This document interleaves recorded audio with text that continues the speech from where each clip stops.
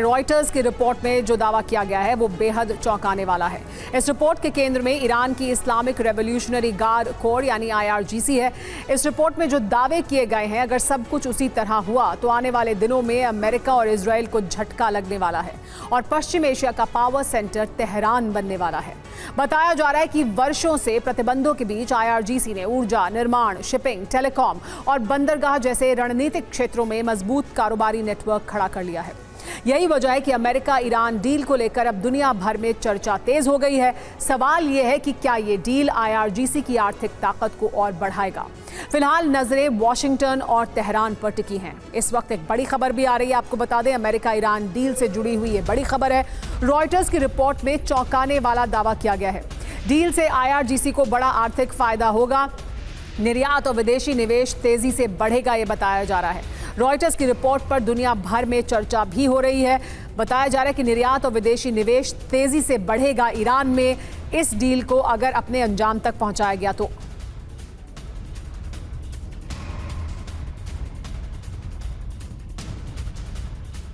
युद्ध में जीता ईरान और क्या हारा अमेरिका, ये सवाल हर कोई पूछ रहा है।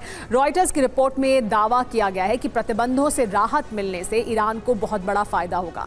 ईरानी अर्थव्यवस्था में पहले से ज्यादा पैसा आएगा। IRGC का कई सेक्टर में बड़ा और मजबूत नेटवर्क है। ऊर्जा, निर्माण, शिपिंग और टेलीकॉम सेक्टर में उनकी पकड़ है। बढ़ते तेल निर्यात का सीधा लाभ IRGC को ही मिलेगा। IRGC से जुड़ी कंपनियों को डायरेक्ट लाभ मिलेगा। विदेशी निवेश आने पर बड़े इंफ्रास्ट्रक्चर प्रोजेक्ट शुरू होंगे। बड़े औद्योगिक प्रोजेक्ट की शुरुआत भी हो सकती है। IRGC की आर्थिक और राजनीतिक ताकत मजबूत होगी। मतलब क्या है इसका समझिए। प्रतिबंध हटने से बाजार खुलेगा, कारोबार और निवेश भी बढ़ेगा। IRGC का आर्थिक क्षेत्र में प्रभाव बढ़ेगा। फायदा IRGC से जुड़ी कंपनियों को होगा। अरब के देशों में इनका प्रभाव भी बढ़ेगा। अमेरिका और इजराइल का असर इसकी वजह से कम होगा। लेकिन पश्चिम एशिया में शांति की उम्मीदों को क्या खुद बेंयामिन नेतन्याहू ने बारूद के ढेर पर रख दिया है?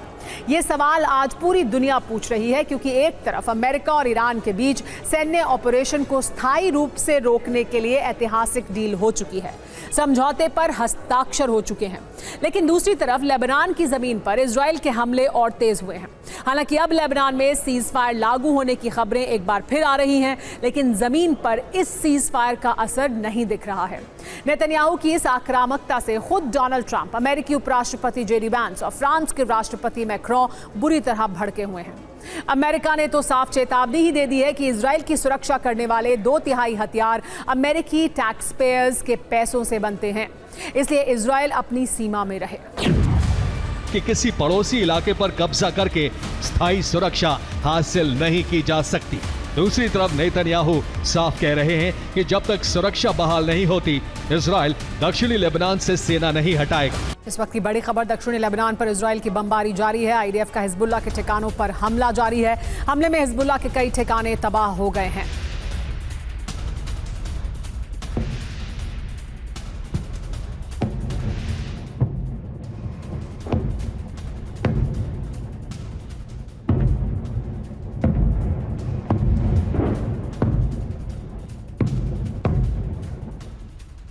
तो इजरायली डिफेंस फोर्स ने हिजबुल्लाह के खिलाफ एक नया ऑपरेशन शुरू किया है।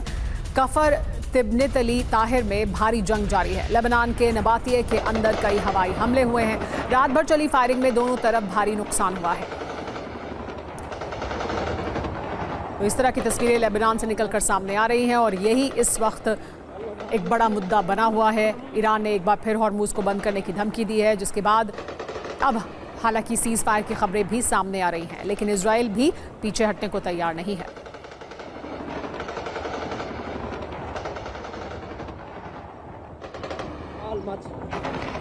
दक्षिणी लेबनान पर इजराइल की रात भर बमबारी हुई है। हिजबुल्लाह के ठिकानों पर मिसाइल से हमले किए गए हैं। इजरायली हमलों में कम से कम 47 लोगों की मौत हुई है। लेबनान के स्वास्थ्य मंत्रालय ने यह बड़ा दावा किया है।